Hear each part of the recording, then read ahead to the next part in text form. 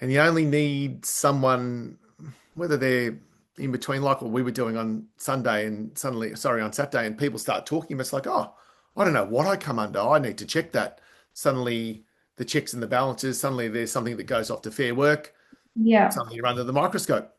Yeah, because it's not only a financial impact and penalties and interest, it can be illegal. So that's, another layer. But it also can be reputational, brand damage Reputational. Yeah. for the marketplace from a customer and client perspective, brand damage from a potential prospect employees, Yep. but also internal brand damage from the culture perspective, the morale, the employee engagement. If they know as a business that you're doing something wrong, whether that's payment, whether that's bullying, whether that's poor management, Yep. it's going to shift.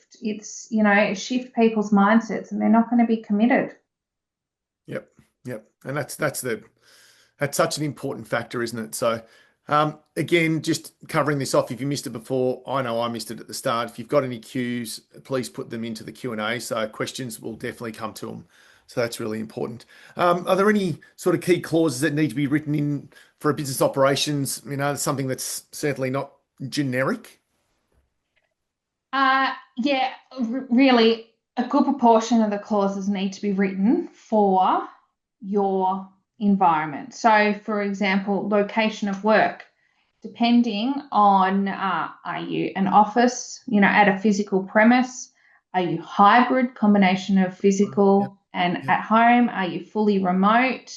Um, that location clause, for example, has shifted significantly since our COVID years when there's a lot more mix of different arrangements. So, Mm. for example, now actually is a fully remote business in terms of location the staff work from is their home office. So that needs to be right from an employment perspective, also health and safety, but also flexibility that if we need them to go on client site or we do a team day that's in the city, for example. So having that clause, for example, is really important. The restraints, confidentiality, non-solicit clauses, it's really critical that they're correct. From a restraint perspective, there is going to be changes in the law from what you can and can't do. That's set to come into play, I think, next year. So it's really important that you those clauses are correct. Um, the hours of work, you don't want to box yourself in too much. So having that No. flexibility, especially if you're more a salaried type of arrangement.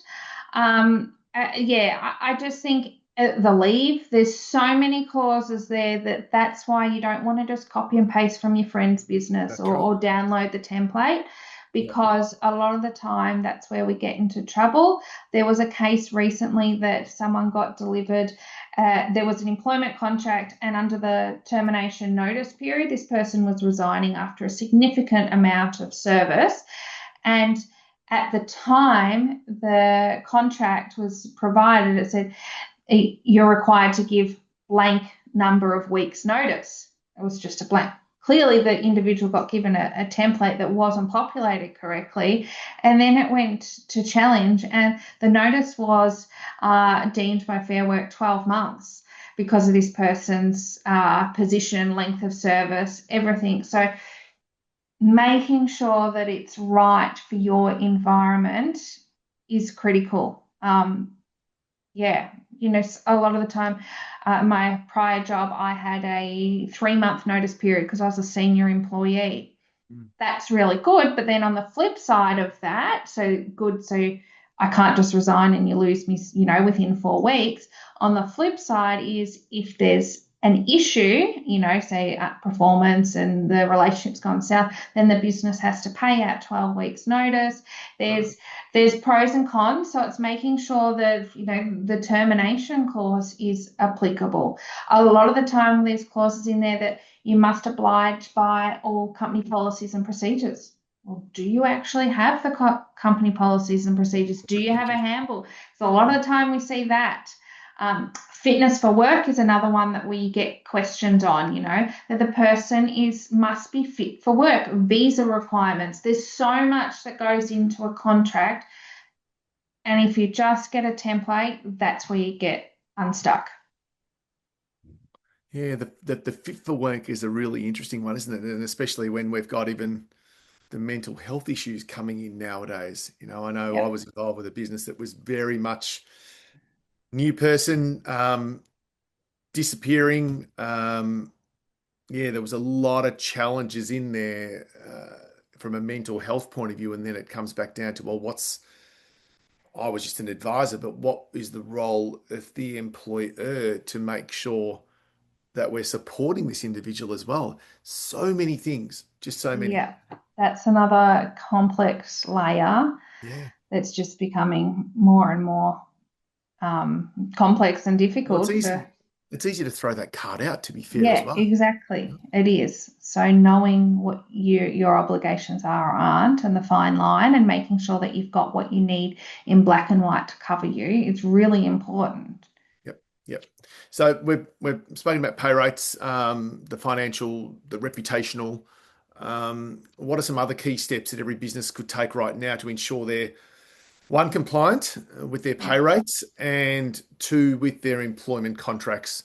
Yeah. So I would be doing an award audit to make sure that each role is assigned to the appropriate award if there's one applicable, and that falls into also a remuneration payroll audit to make sure that there's no underpayments present and you're aligned.